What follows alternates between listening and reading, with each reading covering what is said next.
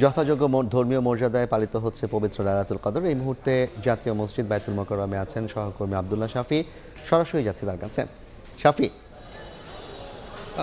দেখুন, ঠিক এই মুহূর্তে জাতীয় মসজিদ বাইতুল মোকাররমে তারাবির নামাজ চলছে। ঠিক আজ শবে কদরের রাত্রি এবং ২৭শে রমজান, যেটি বলা হয় যে হাজার মাসের চেয়ে উত্তম রাত্রি, শবে কদরের রাত্রি। এই রাত্রিতে আসলে ইবাদত বন্দেগী করার জন্য এখানে সাধারণ মুসল্লিরা এসে হাজির হয়েছেন এবং তাদের সঙ্গে আমরা কথা বলেছি যে তাদের মধ্যে এক ধরনের আক্ষেপ আছে এবং আশা আছে। একই সঙ্গে তারা বলছেন যে যেহেতু রমজান মাস একেবারে শেষের দিকে, সেই কারণে তাদের মধ্যে এক ধরনের আক্ষেপ আছে যে রমজান চলে যাচ্ছে এবং সামনের পরবর্তী রমজান পাবেন কিনা।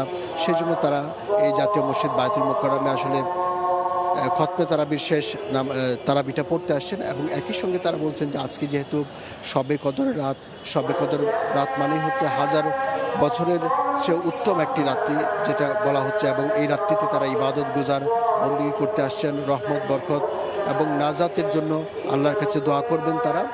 ঠিক, এবং একই সঙ্গে তারা যে বিষয়গুলো বলার চেষ্টা করছেন আমাদেরকে, যে বাংলাদেশের যে ঠিক এই মুহূর্তে রাজনৈতিক পরিস্থিতি আছে, সেই পরিস্থিতি থেকেও যাতে একটা ঐকমত্যের ভিত্তিতে সরকার বিরোধী দল সবাই যাতে ঠিকঠাকভাবে এই দেশটাকে চালায়, সেই প্রত্যাশা কিন্তু তারা করছেন।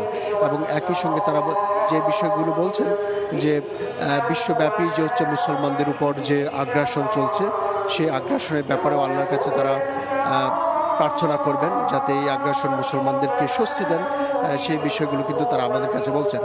এবং একই সঙ্গে তারা আজকে যে বিষয়গুলো দেখা যাচ্ছে যে বাইতুল মোকাররম জাতীয় মসজিদ অন্যান্য সময় যেরকম খুব প্রচুর ভরপুর মানুষ থাকে, আজকে কিন্তু ঠিক তেমনটি নেই। আজকে প্রায় মসজিদের অর্ধেক পর্যন্ত মানুষ হয়েছে এবং তারা আসছেন, অনেকে নামাজ পড়ে চলে যাচ্ছেন এবং অনেকেই বলছেন যে রাত ভরেই তারা এখানে ইবাদত বন্দেগী করবেন, কোরআন তেলাওয়াত করবেন এবং আল্লাহর কাছে মাফ চাইবেন।